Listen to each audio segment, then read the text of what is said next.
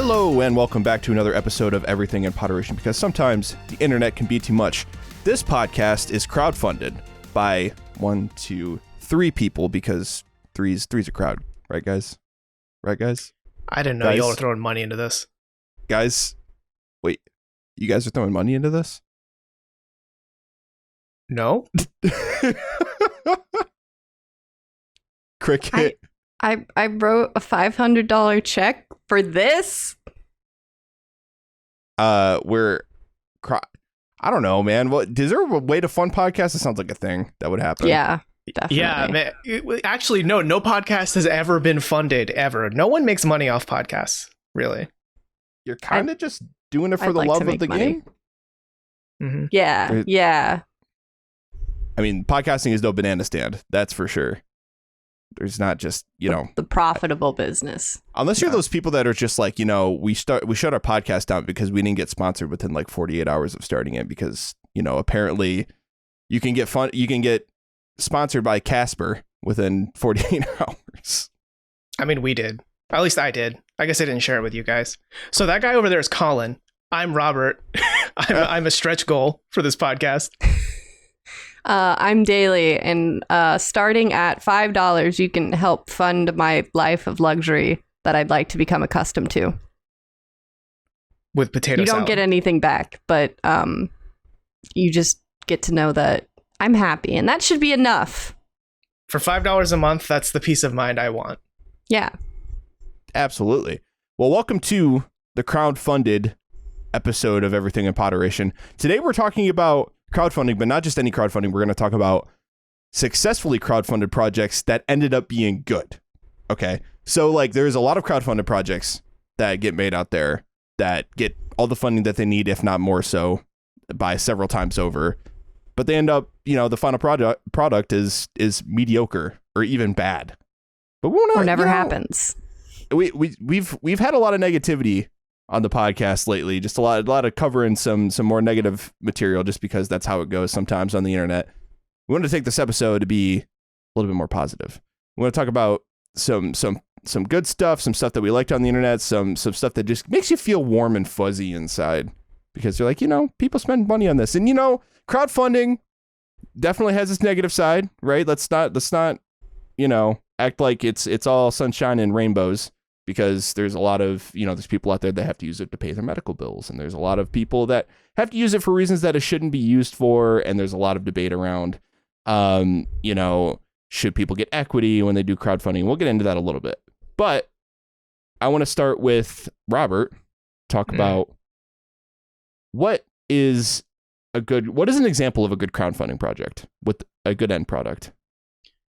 With a good end product, very few. But pretty classic example from the video game space, which is probably one of the few that you could pull out of your hat. Bloodstained Ritual of the Night, that spiritual successor to Castlevania by Koji Igarashi-san, Iga himself. It's basically Castlevania 15 or whatever we're at now, but just with different characters. And I remember that game got delayed multiple times after its Kickstarter, which did raise like $5.5 million, which is pretty good, right? But because of all the delays, there was a lot of worry, like, oh no, is this going to live up to it, right? But it actually did, amid train wrecks like Mighty Number 9 and Shenmue 3, it's kind of nice to see Bloodstained actually deliver. I didn't even know that was a crowdfunded project. I just remember it coming out and being like, hey, this is a lot like Castlevania, and you like Castlevania. So I was like, hell yeah. Yeah, I mean, the video for it is Iga in like a fedora and a whip, and he's like a vampire hunter or something, and he's just like, I'm making a new game. Crowdfund it. Can he be the main character? Could that have been a stretch goal where it's just him in the fedora and the whip? If only. He should have at least been a costume. And that's the funny thing, is there's a lot of through lines here too with video games getting funded, and there's even as we speak now, there's still a lot of video games being funded on Kickstarter. There's something with like the Suikoden like spiritual successor, a lot of spiritual successors. Oh yeah, Ayuden Chronicles, right? Yeah, something like that. Just a lot of spiritual successors are getting funded through Kickstarter. And I will say too that Daily, it's especially weird that Hello? Waving Hi. your arm? Yeah. Hi. One of the projects I'm very excited about happens to be a game that's being crowdfunded on Kickstarter. It hasn't come out yet, but it's not quite a spiritual successor, but it's Pokemon. It's called Kindred Spirit. It's Kindred Fates, and it is what if your Pokemon die permanently, and So also it's a they're sentient creatures that can talk. So it's a Nuzlocke. Kind of, yes. And it's very much trying to deliver on some of the expectations and not quite met promises of the open world of Sword and Shield. And it originally just had a goal of 50,000, and at this moment it has 6,800 and 600. A lot of money. Big money. Big money. They met just about all their stretch goals. So eventually, should this go through, which I sincerely hope it does, you'll be seeing that on the Nintendo Switch and PC. Oh, we have a Pokemon competitor. I mean, wasn't there a Temtem? Was that crowdfunded? Temtem. I don't remember if that was crowdfunded, but it is early access, which is like sort of in the same vein. Yeah. Yeah. So in case it isn't already abundantly clear, it's kind of hard to dodge and weave all the bad crowdfunded stuff. I mean, I don't want to say Temtem's bad. I don't want to imply that. No. Yeah. I'm just saying there's just a lot of like, either we're still waiting for this or it's like, oh, this doesn't look great. I don't know. Crowdfunding is a weird space. And I will say too earlier about Ritual of the Night. The weird thing about that is like, Daily, if you didn't know that was crowdfunded, but then you went and played it like blindly, there's just so much weird stuff in there because it's a crowdfunded game that like you're gonna have absolutely no context for any of it. Like people could have their pets or their cats or something put into the game or something weird like that. There's an enemy that is a floating portrait frame, and I believe it can be pictures of people who've crowdfunded the game. Yeah, so there's just like strange Easter eggs and things like that where like if you play it outside the context of knowing that it's crowdfunded, you get little things like that. I mean, isn't that kind of would you argue that that's the point of a crowdfunded game, is to give the gamers, give the fans, the people that are putting the money into it, what they want out of perhaps a game series that they already like? I mean, yeah, absolutely. I'm just saying that the people that didn't participate in the Kickstarter come in or like more casual or not in the loop. It's just going to be really strange for them where they realize like, oh, what the hell is all this? It'd just be like a little bit of a mystery. I mean, maybe they could easily look it up, but I think it would just be funny to see someone's reaction of like, why are these faces floating on my screen for no reason? It feels very 90s almost, like the developers would shove their portraits in the game or something like that. Right. Chrono Trigger. Yeah. Wait, what? At the end of Chrono Trigger, right? Mm-hmm. When it was the legendary ones, the Dream Team, just hanging out and chatting. I actually didn't know that. I learned today. Oh. Well, like Koyami's there and Nomura. Whoa. Someone else that I can't Dragon Ball and Final Fantasy together at last. Yes, as it was always meant to be. Yes. Yeah. Well, since we've already given a couple of examples of like crowdfunding and stuff like that, I wanted to step back a little bit and give just a really quick and dirty like history of crowdfunding. And crowdfunding is something that's been around for a really long time. Like a really long time. Like if you look this up on Wikipedia, it's like, yeah, no, the first like recorded bit of crowdfunding that's happened is the Bank of England in the 1730s in London. Like customers demanded their pounds to be converted into gold. They supported the currency until confidence in the pound was restored, thus crowdfunding their own money. They crowdfunded their own money. Which Let's is like go again. Let's do it again. Yeah, I think the dollar could use it. But now that I think about it, isn't crowdfunding kind of as old as government? Because isn't government just crowdfunded society? It gets into semantics, right? Of like what do you like taxes? Yeah, like what do you define as crowdfunding? But civilization. Yes. Wouldn't the key word with crowdfunding though then be that it's voluntary? Because taxes aren't necessarily voluntary, especially in the modern day. Right? Well, if you're rich enough, it's voluntary. Yeah, certainly. But technically, it's by the consent of the people, we are ruled and taxed. And we're getting benefits out of that, surely. Surely our taxes are going toward good things. Surely. Yeah, for sure. Explicitly tell us where it's going. It'll be fine. Middle East. Even though there's several studies saying that if we know where our taxes go, we're more likely to be okay with paying more taxes. Yeah, so, God, how long can everything in pod go without talking about late stage capitalism? Let's see. So crowdfunding, as we know it in the modern day, though, we can fast forward into the 90s, where in 1997 we see British rock band Marillion raise $60,000 in donations by means of an internet campaign to underwrite an entire U.S. tour. So that's kind of neat. On the internet, new thing. 1997, that's early internet. That's like You've Got Mail internet. Yeah, that's like even probably before AIM. Well before MySpace, of course. The band subsequently used this method to fund their studio albums as well. And then, of course, we fast forward into the 2000s. We had the free Blender movement, which was Blender as in the 3D rendering software.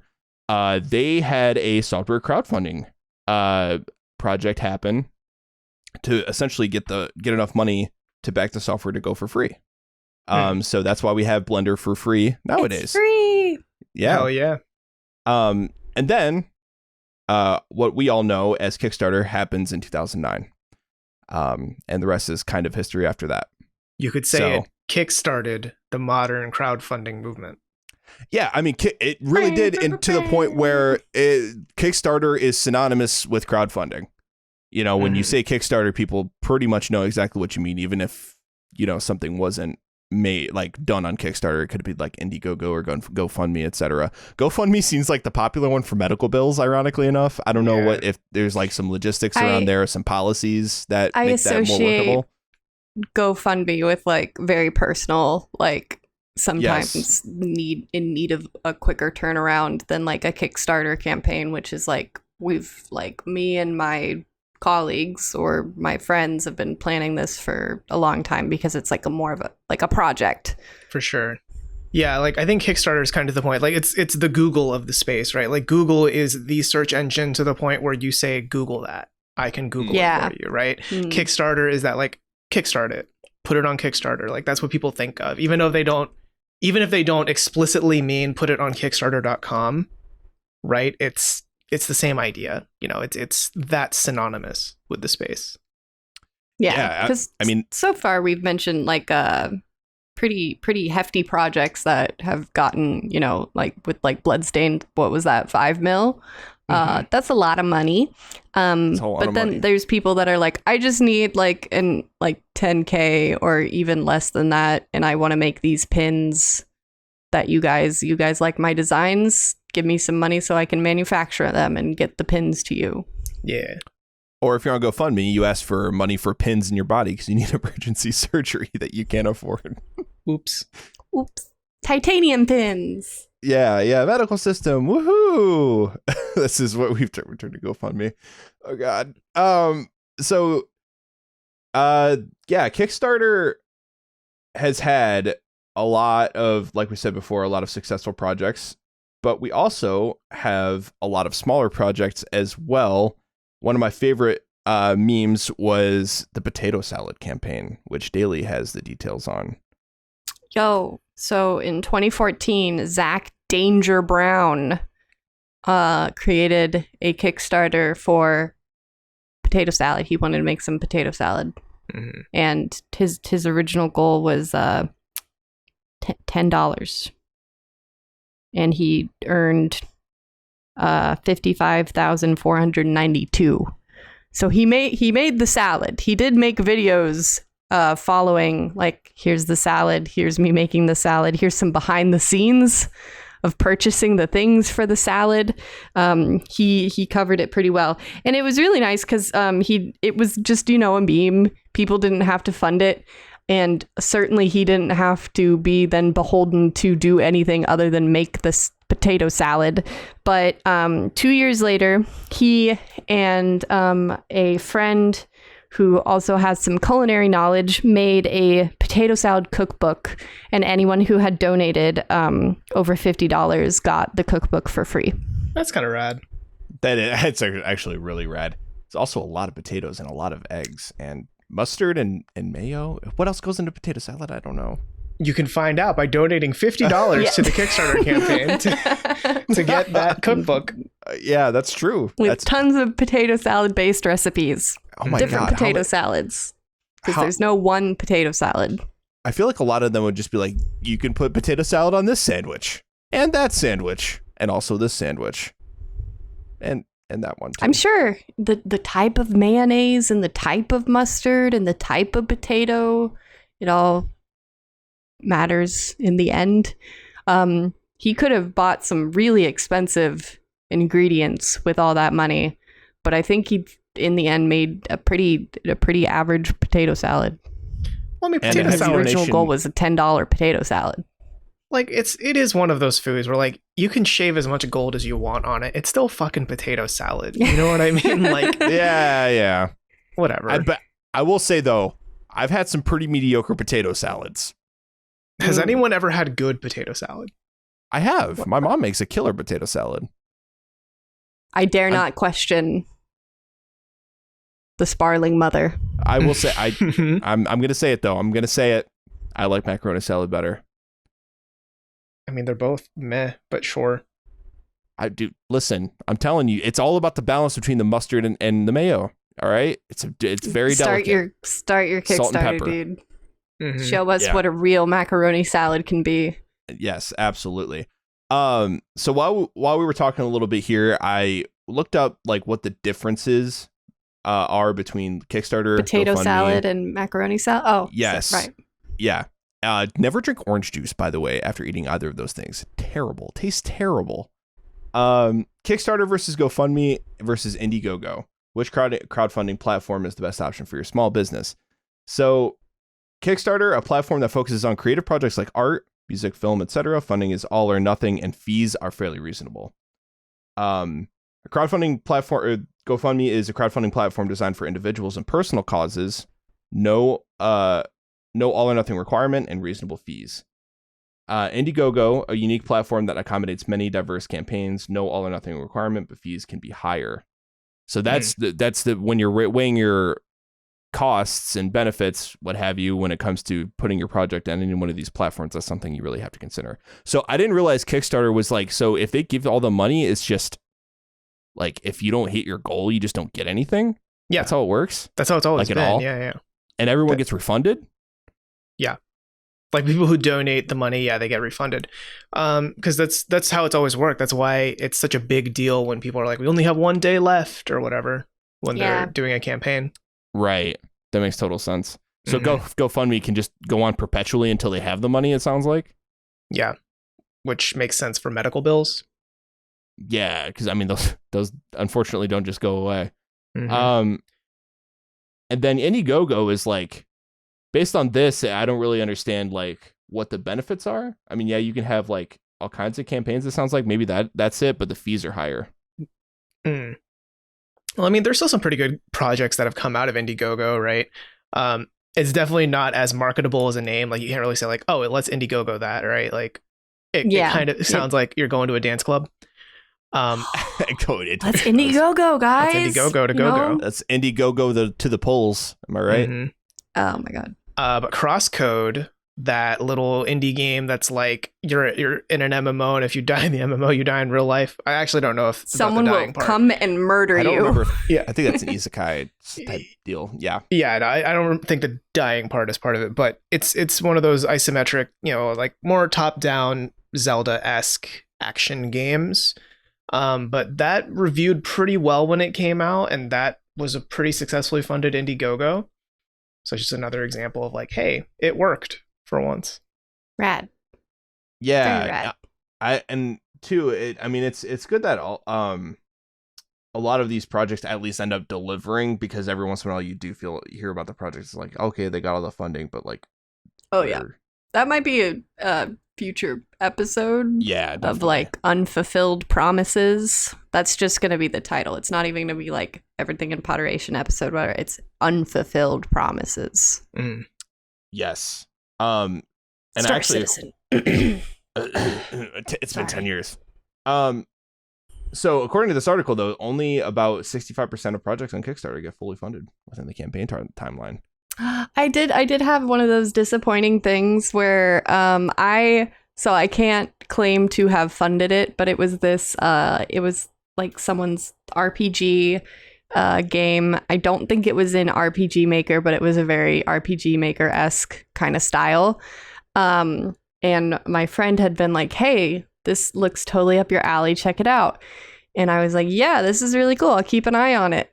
And I didn't back it, and it didn't get all of its funding, and I feel personally responsible. Yeah, it was all even your though fault. it would have been like, it like was like 7,000 short of its goal. I was gonna say, it's that like was totally on me. $5 short, and Daly's like over here like sweating. it was me. But it is a little sad when like just very earnest projects that you can tell it's like one person put a lot of love into this. Absolutely. Don't quite make it there, and whether that's because their ultimate goal was too lofty or just because they didn't get the reach that they were expecting or the outpouring of support that they were expecting. But that's not to say that it then dies. I think people then look for other avenues, especially when it comes to like games and stuff. Yeah, I think that's why when you look at a Kickstarter campaign, it's almost always more of a marketing campaign than it really is. Like your passion will only get you so far, which is kind of the unfortunate part of it, right? Because when you look through the list of the really successful Kickstarters, like it looks like marketing promo material, not just a bunch of schmucks got together and were like, hey, we have this really cool idea. You know? Yeah, there's a pro involved here, someone that has experience. Yeah, either that or like if it is a bunch of schmucks, then they probably hire somebody, or at least I hope they would hire another schmuck. Yeah, schmuck too. Yeah, unless I don't know, unless that's what they want to look like a bunch of schmucks and people find that endearing. I guess I guess that could be a thing. But Robert, I do want to toss it over to you because I know you actually do have quite a bit of examples that you'd like to talk about. Sure. I mean, there's Bloodstained, right? I went through that. Right. Exploding Kittens. I've never played it personally, and That's I hear illegal. Not the board game, not the heinous act of exploding a kitten. Oh, okay. Yeah, that game made $8.7 million on Kickstarter. Again, I haven't played it myself, but it's come around enough where I actually didn't realize it was Kickstarted either until I started looking into it. Like that's how I've seen it in like a Target before. Yeah, I mean, that's how ingrained it is. You don't think about it anymore. I mean, I played it myself. It's a pretty fun game. It's very extremely vulgar. It's very LOL random, random. Yeah. Like just a lot of sexual acts being talked about and a lot of butts. Gross. A lot of butts. And kittens. A lot of yes. And pyrotechnics. Yep. Yes. I'm sure this is up someone's alley. That's just maybe not mine. That's just the tip of the tail of the exploding cat that is probably now dismembered. I mean, it seems like it's trying to cash in on the same vibe that like Cards Against Humanity had, which Cards Against Humanity, I mean, that's just like lightning in a bottle. You know, that really was just right place, right time for how big someone's that just became. like apples to apples. That's cool. What if we just made an adult version of that? Right. Exactly. Which came first? I want to say the apples to apples. I think did the apple fall far from the tree? Maybe.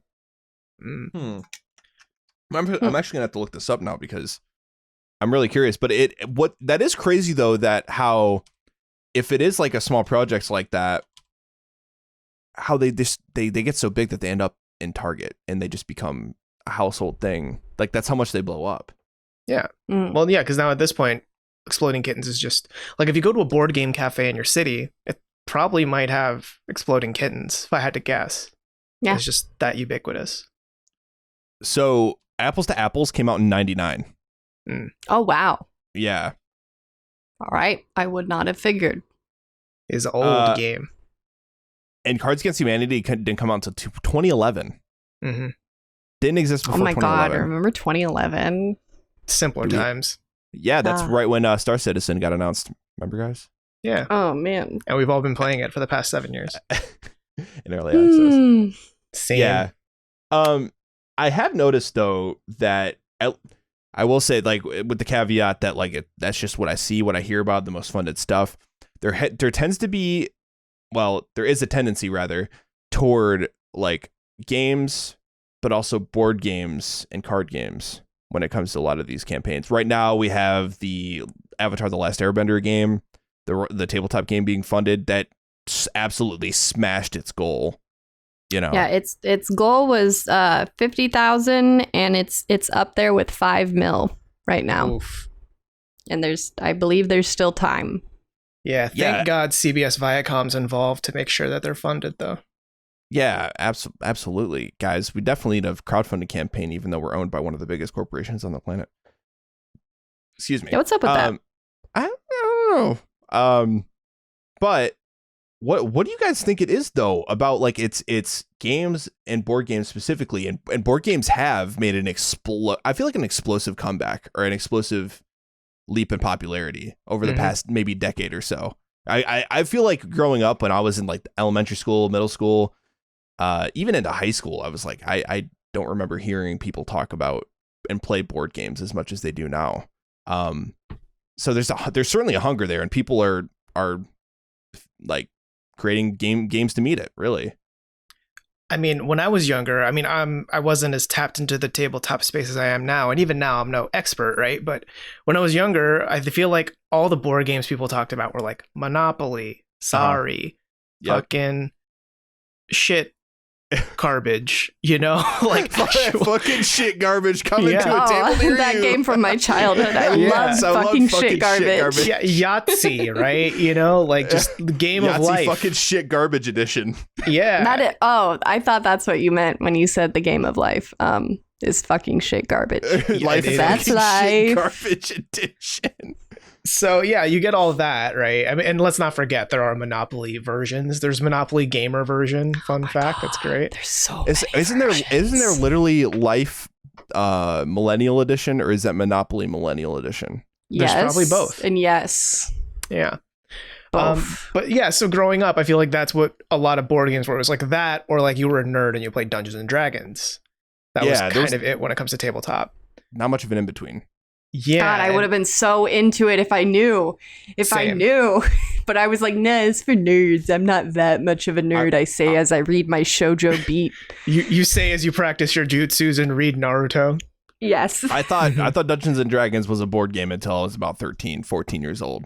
I was like, so it's a board game? So like it kind of can be, but tabletop of? RPG is like the way to describe it, right? But now, you know, as I've grown up and become more aware, you know, there are a lot more board games out there that are just kind of geared toward probably like, you know, young adults to like even way older, right? You know, games like Catan made it fucking huge, right? Ticket to Ride, fucking huge. Pandemic was good until recently.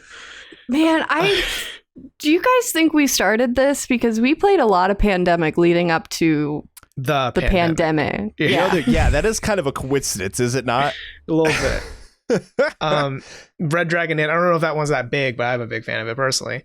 But yeah, so I feel like now we're just kind of in this space where, because I think our generation, you know, the millennials are getting up there in age, but we are probably one of the most tapped into gaming as a generation. At least definitely before our ancestors, right? So I think with that carries over like, hey, let's have game night, which means let's come over and play Catan. Let's come over and play Cards Against Humanity. Let's play whatever, right? Gloomhaven. Yeah. Yes. Yeah, and it's funny that you bring Gloomhaven up because I think it's particularly interesting. Gloomhaven is this huge game, like huge role-playing game, like physically large board game / role-playing game. The box is 23 pounds. Fucking Christ. Funded in 2017 on Kickstarter, and they just actually came out as of this recording, the sequel game Frosthaven. That was funded, shipped out to people via Kickstarter. That game is the hardest. Shipping fees Because the heavier it is, the more expensive it is to ship, yes? Yes. Damn. Free through Prime though, am I right? Thanks, Bezos. Thanks, Jeff. But that's the thing, right? Is like what's funny to me about like the board game explosion and then the subsequent funding of all these games on Kickstarter is like, when it comes to board games, people are fucking hardcore. You know what I'm saying? Like these are not simple games. This isn't Chutes and Ladders anymore that we're talking about. Like, Or Candyland. yeah, Or eels and escalators. escalators. Or now we're getting into like the more D&D like games like House on Haunted Hill, and now we have Gloomhaven, now we have Secret Hitler. I mean, just stuff that's a little bit more involved, a little bit more complicated. What the you know what's bothering me is I can't remember the fucking game that Adam Scott's character makes in Parks and Rec. Cones of Dunshire. It's about the cones. It's about the cones. Cones of Dunshire, yes. So games like that, and that, by the way, if that were on Kickstarter, it'd get funded like that. I don't know why anyone hasn't done that yet. Here's my favorite thing about Cones of Dunshire, actually. I know season 7, the last season, not quite the best season of Parks and Rec, but one of the best things is that Adam Scott's character becomes like a millionaire because Cones of Dunshire becomes popular on essentially Kickstarter, and he makes millions off of it. So it's true in fiction as it is in real life. Yes, it's absolutely bound to happen. But my point is, though, is like, I wonder why all these, there's just such an explosive hunger for these board games. People are not afraid to play these complicated board games. I think it's an accessibility thing, if I had to theorize, right? Because like a game like Gloomhaven and it is like, yes, it's complicated, but it's accessible in the sense that it's not a video game. You don't have to worry about someone picking up a controller and knowing how to work the controls. It's, like, here's the set of rules. This is what that piece does. This is what this piece does, right? So now these people, like, you don't have to worry about having like a quick reaction time or anything like that. So board games in that sense are more accessible due to the way you interact kids like with them. me that suck at QuickTime events. Yeah. I can play tabletop games, no problem. Could you fucking imagine a tabletop game with a QuickTime event? Oh my fucking God. Heads would roll. There'd be too much panic in one room at one time. Isn't that just a game that has like one of those like those sand timers that you have to flip up and down? I mean, I guess you have to do something. That's the closest thing I can think of. Yeah. You got like 30 seconds to do whatever. I don't know. But yeah, so that's my going theory is like, it's got to be an accessibility thing, right? That's why everyone's kind of jumping on board. This is the way we can play more complicated role play like games without having to invest in, video games. I mean, because lest we forget, video games is an expensive hobby. It really is. I mean, people don't really talk about it all that often because we're so invested in the space. But I mean, you're shelling out hundreds of dollars for, a console, hundreds of dollars more in games, maybe. Play gacha games. Play gacha games you're like Daily does with Genshin wishes. Impact. I'm calling out Daily right now because Genshin Impact. I don't quite know if I buy that because I think both video games and tabletop are expensive in their own way. With video games, sure, you buy an expensive console, but then you can play Fortnite, Apex, League of Legends if you have PC, right? Like there are a lot of multiplayer games that are free. So once you have the machine, you have a huge library to choose from without having to spend another dime. With tabletop, you buy Gloomhaven, it's $140. And then what if you and your friends get bored of it? Now you got to buy a new game. It's true. And you're sure as hell not going to buy Monopoly. Yeah. Yeah, I mean, you're totally right. Game. You're totally right. I'm just wondering why, like, these board games then are just getting so popular. I mean, there's certainly a market for them. They're making a lot of money. If you ask me, I think there's just more nerds per capita than there was in the 80s. I mean, absolutely. Yeah, that's true. I think that's definitely true. I think it might be, and I could connect this to socioeconomic standing, that we're not going down to the country club to play a couple rounds of golf, and instead we're hanging out in my apartment and playing D&D. Mm-hmm. Not to say that playing golf is the only thing you can do, but going out can be expensive. But if you have the basics that you need for D&D, you can play that over and over and over again. Yeah. Yeah, I think it's just people who are getting, older, like mid-20s, 30s, who like want to hang out more with their friends physically in the same space and not just play like Apex Legends over the mic where we dropping boys kind of stuff, right? They actually just want to be across their table from their boys. Yeah, and that's actually a good point, because I think it circles back to the whole idea of like, multiplayer for games in general. If we're talking about video games, is very much online nowadays, right? And the margin of couch co-op games just isn't there as much. I mean, yeah, they're still being made. They're not nearly as popular, nearly as common anymore as they used to be. They got rid of split screen and Halo. How could they? Wait, is that true for the new one too? The new one, yes. I don't believe the remastered third, right? I think that still had it in there, but they were like, not in the future. That really sucks. I'm kind of really sad about that. Even the newer Call of Duty still has split screen. My point is, though, is like, it's people will always circle back to physical interaction, right? Like physically being in the same space as other people in one way or another, doing something, right? Mm-hmm. Where that used to be at one time, co-op video games, I think tabletop games are filling a lot of that void, is my guess. So crowdfunding brings us together? It brings together the crowd with money. With fun.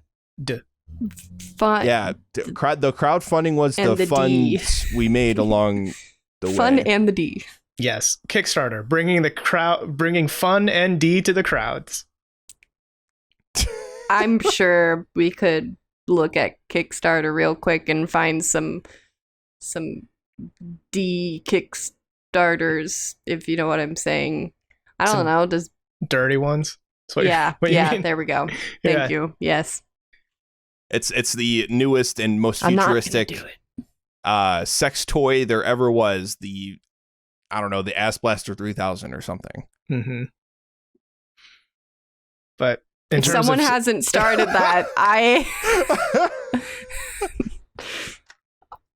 yeah, I'm sure you could get funded. Not necessarily by me, is what I'm saying, but someone will fund you. Yes, we're letting the Ass Blaster 3000 hang. You know what I mean? Yeah. But Fidget Cube, that's something that I also didn't know was kickstarted. Y'all familiar with the Fidget Cube? Like the OG, like the Fidget Cube TM. The Fidget Cube with the switches and the nozzles and the doobly-doos all over it. Hell yeah. So you can fidget. Yeah, that was kickstarted. That was a Kickstarter. Yeah. It's kind of rad, because like that's something pretty rad. Like, it's not a revolutionary thing, and in fact, I remember reading somewhere that no study has proven that the Fidget Cube helps. But like, I'm sure there are people out there where maybe it's placebo effect, like they buy it and it helps them, even though it doesn't clinically, scientifically help them. Maybe it's like, cool, I have something to do with my hands now, right? And yeah, as far as Kickstarters go, where they release the product out in the wild, I don't think I could complain much about the Fidget Cube. I don't have one, but I have an off-brand, which I'm ashamed to say. I didn't realize there was a D brand. Like you got the Fudget Square. Yeah, that. But it has all the same doohickeys on it, and it is very, very, very satisfying to sit and fidget, play with the doohickeys. Yeah, fidget.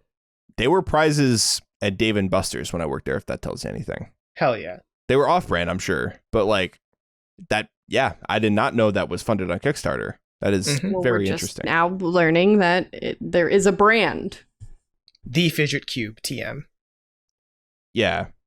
I don't know. So but crowdfunding is definitely just an interesting thing, because anything that people want to be a thing could just be a thing now. Like if people are just like, yeah, I have this idea, make this exist, people. You just got to trust that other people think that it's also a good idea. Mm. Or think it's such a bad idea that they just want to fund it and see where it goes. I don't know. Yeah. Something I appreciate about Kickstarter specifically is when there's tier pledges, because you can decide how much you want to be a fan of this thing, basically. Yes. Like you can, like, if you really, really believe in it, you can shell out enough and you'll be like mentioned in the credits, or you'll be, you know, featured, like a picture of your cat will be featured in the game, or you'll get 80 fidget cubes if you give $849 or more. Or you can just give like $1 and thank you. Yeah. Be a supporter. That's it. Just thanks. Mhm. And I there's definitely been projects where it's like, I might not want the final product out of this because it's a very expensive final product, but I believe in what you're doing. Yeah. I mean, I love the tier for Ritual of the Night where I could pay $10,000 and have Koji Igarashi come to my house and punch me in the face. Mm-hmm. Ah, yes. See, you joke, but there are some really fucked up tiers out there. You know, like, Do tell. like there are some that are like you spend $5,000 and you get to write a side quest for a game, stuff like that, and it's like, how confident are you in humanity that you think someone's gonna pay $5,000 to write a good side quest for you, as opposed to you paying them $5,000 or probably less for them to write you a good story or a good side story. You know what I mean? Yeah, I mean that stuff that's where it starts to get really, really hairy. And I know we're trying to focus on a lot more positive stuff, but that when you're involving people in your creative process, that's when it gets really hairy. I mean, because there was that whole thing with the Stanley spinoff show for The Office, and that got funded. And Gus Johnson did a whole video on that. He's like, yeah, I gave these people $10,000 so I could be on the show and actually be in the writer's room to like help write an episode.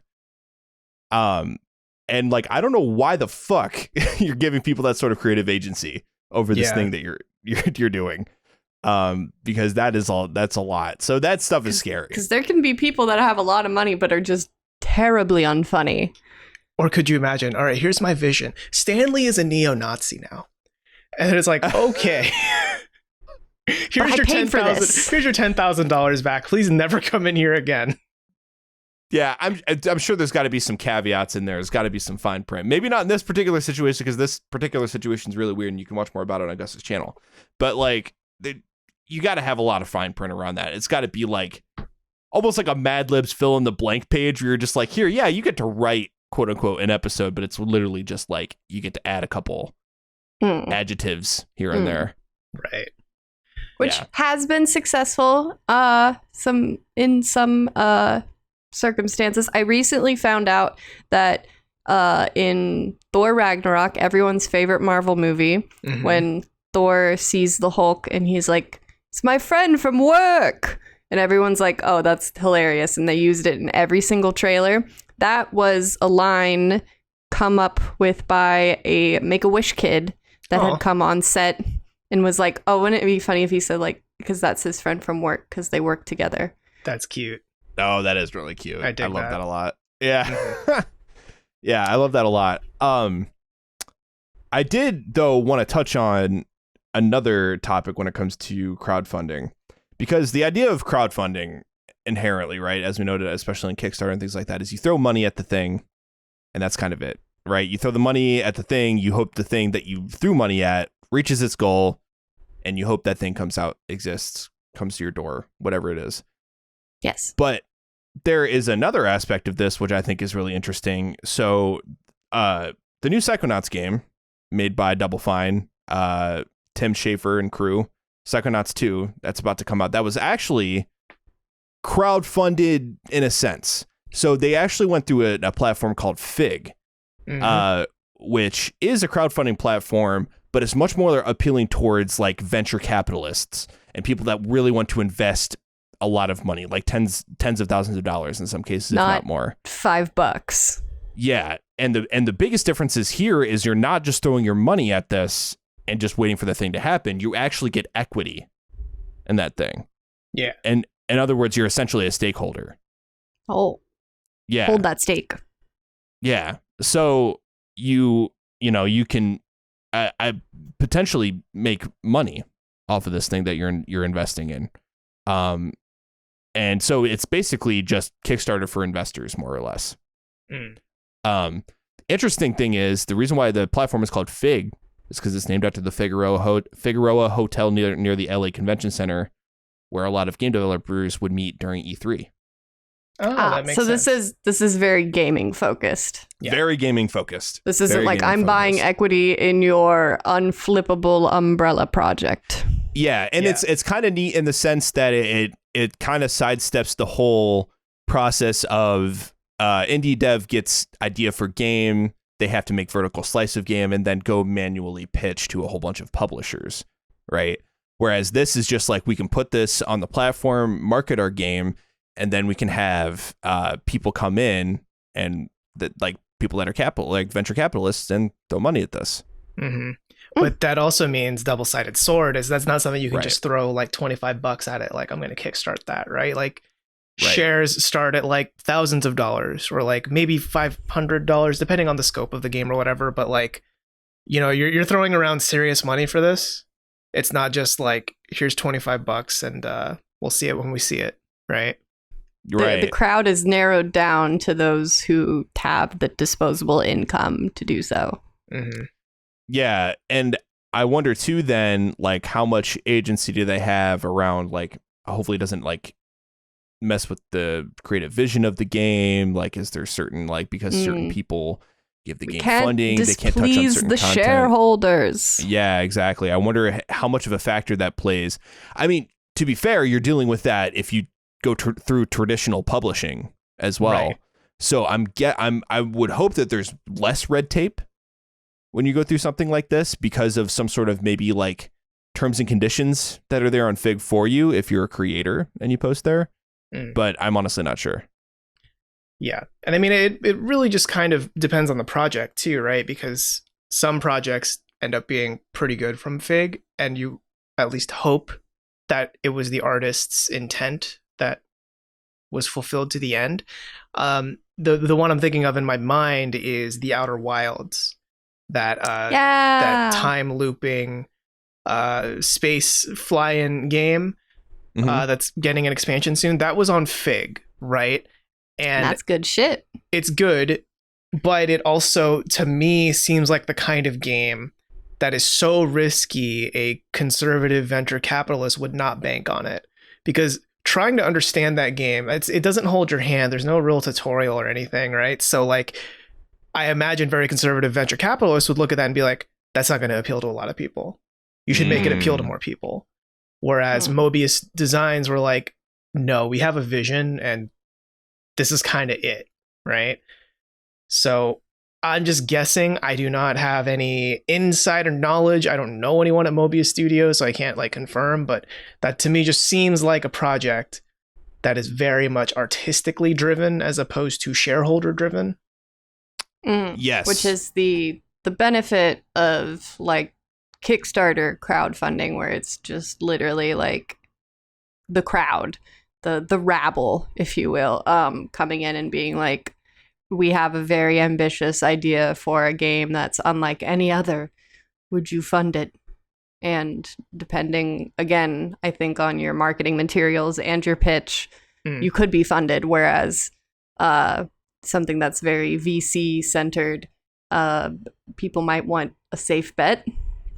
Right. Yeah. And I mean, that's the thing with something like games and why this could be like Fig could be a great thing. I mean, I definitely want to read more into it and find out the logistics, but from the sound of it, it makes publishers, or at least people that are stakeholders, a little bit more hands off when it comes to the creative vision, because naturally, especially games in the indie space are a pretty big risk when it comes to, the creativity behind the game, whether that's the gameplay, the story, etc. Because there's a lot of original concepts, a lot of stuff that's never been tried before in a lot of indie games, and we're such fucking gamers. Yeah, we are. We wound up talking a lot about games. I mean, admittedly, that is kind of the nature of Kickstarter. Yeah, is that a lot of games start there. There's obviously other stuff too, but I think games very much fit the project pitch kind of format of Kickstarter. I mean, yeah, it's just games are expensive. That's just really what it boils down to. and it's hard to get a lot of funding, period, for things. And so Kickstarter is the route to do that. I mean, because it just doesn't cost that much to do something like a book, you know, Right. or like record an album. I'm sure those things are happening, right? But we're not going to hear about those as much because they probably don't have that lofty of a goal compared to something like a video game that could take years upon years to make millions of dollars. So I think in that sense, what we've talked about in this show today, it's naturally going to be a little bit skewed towards that sort of thing. Because we're fucking nerds. Well, I will say though, like, I can't imagine though a board game would cost as much to develop. But maybe in some cases, if they're extremely complicated, like something like Gloomhaven. I guess it depends on how much you're doing. But I mean, Well, production is like- obviously going to be expensive, like making all the pieces and things like that. You got art. You got Yeah. the actual printing production of That's true. your assets. You've got the process, the creative process, which I assume would be done by the person that's like, hey, here's my Kickstarter. Yeah. Cause I'm the mastermind behind Gloomhaven. And I think too, we shouldn't underestimate the cost of tabletop gaming, because manufacturing is easily humongous in terms of price. Like Right. the Outer Wilds, it doesn't cost that much to send like 5 billion bits to someone over the internet so they can get the code and the files to play the Outer Wilds, right? Like that's Right. super fucking cheap. But shipping Gloomhaven to someone, for one, you need to build the box, you need to build all the pieces, all the cardboard, all of that shit, and then pay for 23 pounds worth of shipping per game. That's true. That's a good right. point. And Yes. and beyond that, in the past year and a half, shipping's gotten even more expensive because of reasons. Because of that, Why? COVID, actually. Oh. Oh, Yeah. yeah. And No, also no some recent idea. stuff with because of COVID, yeah, it's affecting trade routes and whatnot. So yeah. So because of all of that, like shipping rates for board games specifically, or tabletop games specifically, are actually kind of skyrocketing. So that's not great either. And No. definitely all this crowdfunding would hopefully help with that, but it's hard to say, right? yeah. I think though that as we begin to wrap up here, I think it's pretty fair to say though that like if you find something that you're confident in, and then you find a creator that you like, and you find a project that's really cool, hey, like maybe throw a couple bucks, you know, those couple dollars can go a long way for certain projects, you know. So it's good to support independent creators, games or otherwise. And I mean, I think kickstarting ultimately, right, crowdfunding stuff, I think it's ultimately a positive thing. Wouldn't you guys say? Yeah. Yes. I guess I can't. Where's the evil? There's some evil. We could talk. I mean, there We could is, make a of whole course. other episode about the did we call it? Unfulfilled promises. Mhm. But as far as, you know, a very straightforward Kickstarter, like I need $5,000 in order to manufacture these pins or this stuffed animal or this game, etc., etc. You're not gonna run into scams every moment. I think it's more the exception than the rule. Yeah, I think on the whole, the concept of Kickstarter or crowdfunding is inherently good. It's just like many other things, it's a system that's easily exploitable. And as we're wrapping up here, I do also want to call out probably one other crowdfunding platform avenue that we haven't touched on much, but also would definitely be a whole other thing. Patreon. Oh, Patreon, Buy Me a Coffee, Ko-Fi, all those things where you're supporting content creators. That's a whole other avenue for crowdfunding, and it'd be really easy to get into like who's good at it and who's bad at it, who's delivering and who isn't. And I'm sure that you, the listener, probably have your own personal opinions about who you support and why you support them, and whether or not the people you do support, if you do support them, deliver weekly, monthly, or whenever it is that they, you know, post their video on YouTube or publish their newsletter via Substack, whatever it is, right? Yeah. yeah. Let us know if you want us to do an episode on Patreon, because I know in the last couple years there's been some drama as far as how Patreon works and divides up the monies. Money. Yeah, Patreon is an entirely other can of worms. I think I could easily see us doing an episode about that in the future. I think there's a lot to talk about there around Patreon's fees, it being kind of like the big platform for creators. I mean, it's basically become a household name. I remember when it was just a little thing. And people were like, check me out on Patreon. And it was like, what? On what? Thanks, Grandma. Yeah. You're welcome. Yeah. And,